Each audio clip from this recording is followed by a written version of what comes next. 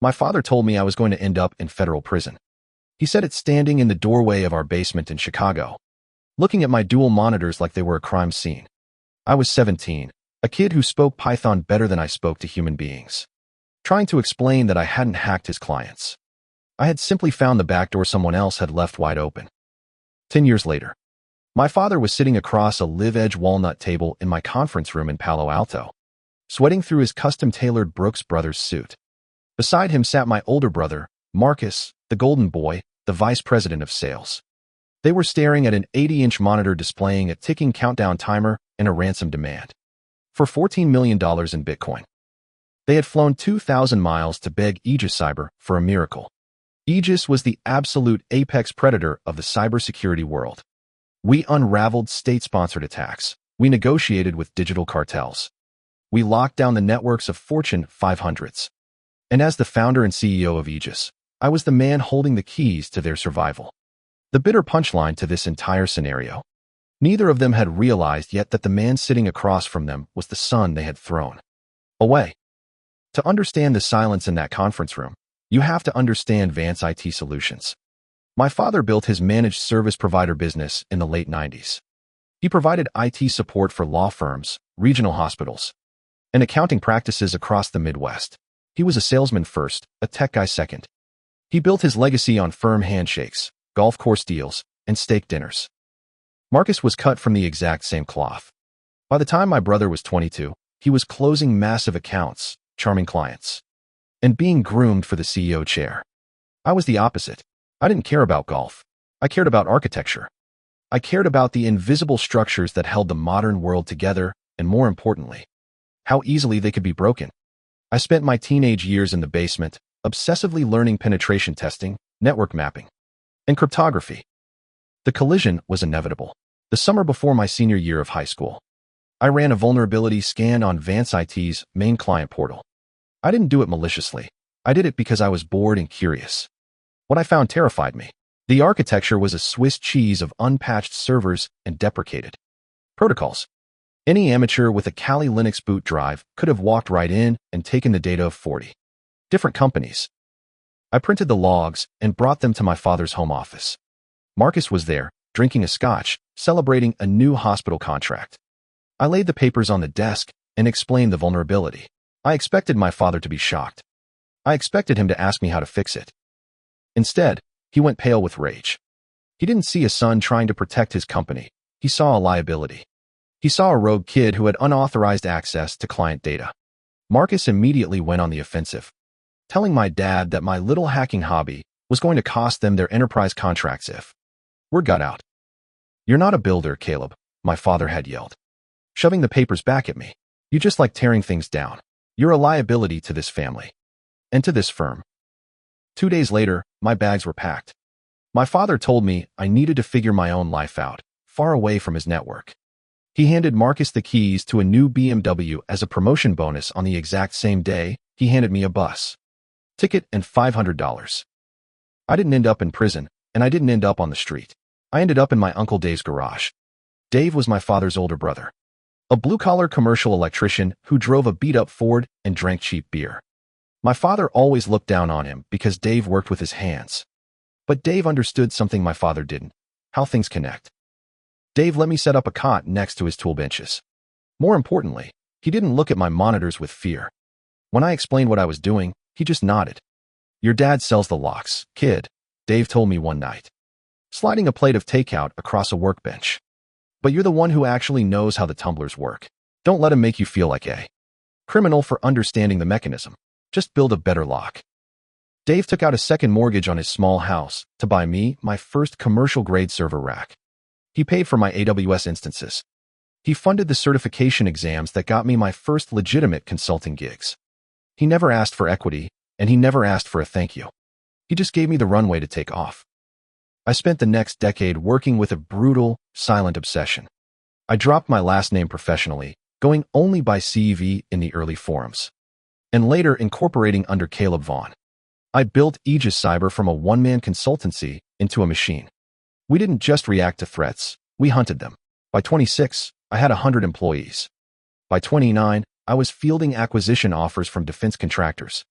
I built a fortress, just like Dave told me to. And while I was building, Vance IT Solutions was rotting from the inside. They had grown, sure. Marcus had sold their services to dozens of new hospitals and financial firms. But they never upgraded their core security posture. They treated cybersecurity as a line item, an afterthought that slowed down sales. Which brings us to the ransomware. It was a supply chain attack. The threat actors hadn't targeted the hospitals directly, they targeted Vance IT. Once they breached Vance's central management software, they pushed a malicious update to every single client Vance IT serviced. Within 2 hours, 62 businesses across the Midwest were locked out of their own data. Hospitals couldn't access patient records. Law firms were paralyzed. The hackers demanded $14 million for the decryption keys. And they gave Vance IT 72 hours before they published the sensitive data on the dark web. Vance IT didn't have $14 million in liquidity. Their insurance provider refused to pay out, citing gross negligence in their security protocols. Desperate, bleeding out, and facing absolute ruin, their board demanded they bring in the best incident response firm in the country. They reached out to Aegis. I took the meeting personally. I told my executive assistant to use my title, but leave my name off the calendar invite. When my father and brother walked into the conference room, they looked like ghosts.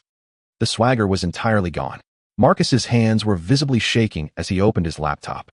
My father's eyes were sunken. They sat at the far end of the table. I stood by the window, my back to them, watching the Palo Alto traffic. Mr. Vaughn, my father started, his voice cracking slightly. We appreciate you taking us on such short notice. The situation is critical. I turned around slowly. I walked to the head of the table and sat down. I wore a simple black t-shirt and a steel diver's watch. I didn't say a word. I just looked at them. My father's eyes tracked my face. The polite, desperate corporate smile froze on his lips. His brow furrowed.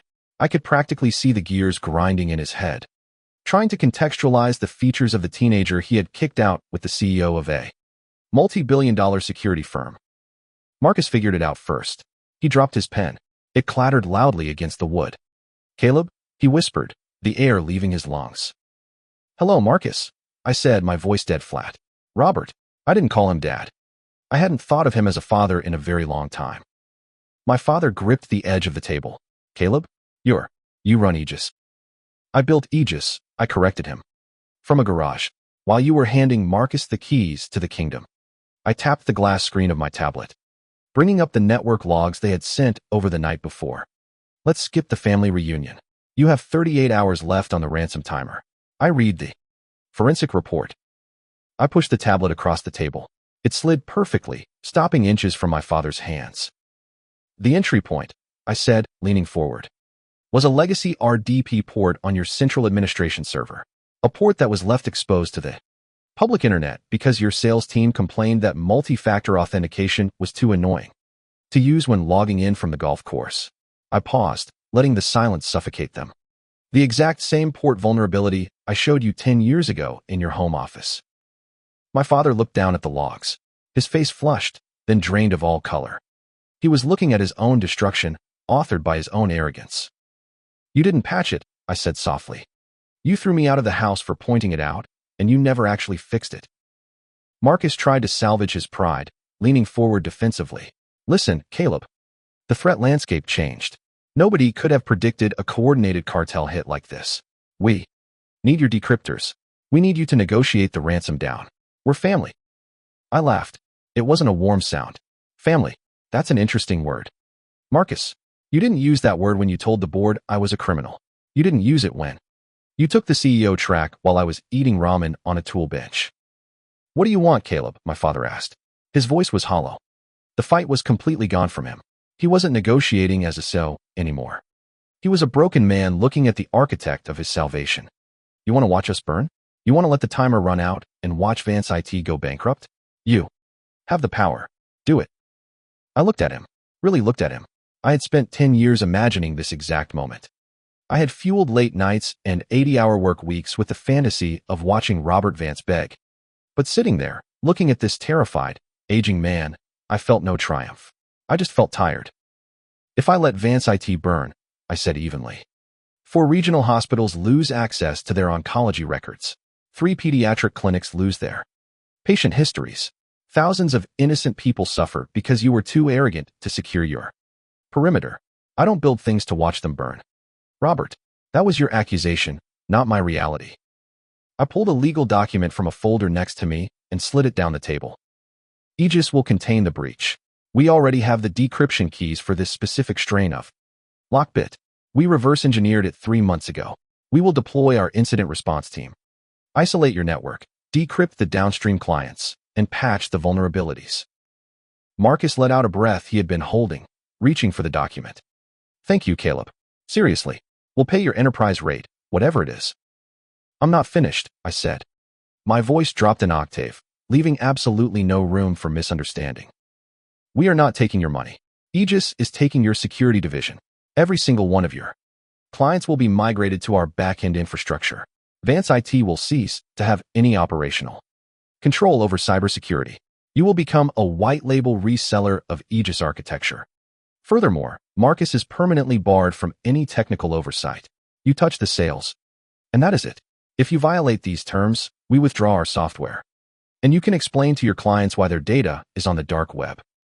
My father stared at the contract. It was a complete surrender of his company's core asset. It effectively neutered his legacy, turning his empire into a hollow shell that ran on my engine. You're taking the company, my father whispered.